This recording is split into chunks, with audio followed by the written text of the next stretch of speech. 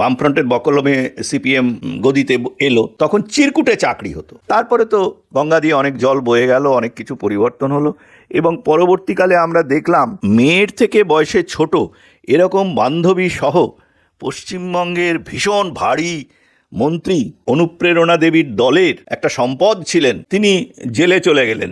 অর্ধেকের বেশি শিক্ষা দপ্তরের বিভিন্ন অধিকর্তা কর্মকর্তা, এমনকি ভাইস চ্যান্সেলরও এর মধ্যে আছেন, যারা প্রত্যেকে একদম অনুপ্রেরণা দেবীর অনুপ্রেরণায়, তার সরাসরি হস্তক্ষেপে সংযুক্তি হয়েছিল চাকরির ওই পর্যায়ে, ওই চেয়ারগুলোতে, তারাও কিন্তু জেলে গেলেন।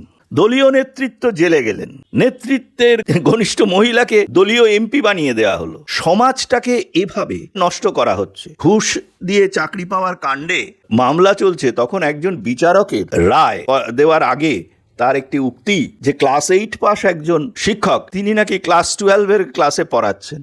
তাহলে বুঝতেই পারছো, আইএএস আইপিএস বিজ্ঞানী তো দূরের কথা, মানে বোমটাও ঠিক মতো বাঁধতে পারছে না। আর শিক্ষার কথা বলো, সার্বিক শিক্ষাকে এবং মূল্যায়নকে নস্যাৎ করে দেওয়া হয়েছে ইচ্ছাকৃতভাবে, নীতিগতভাবে সরকার করেছে। তার জন্য পশ্চিমবঙ্গের শিক্ষা ব্যবস্থার গঙ্গাজলি যাত্রা একদম কমপ্লিট হয়ে গেছে। সারা ভারতবর্ষে আইআইটি ম্যাক্সিমাম এই মুহূর্তে সংখ্যা হচ্ছে 23।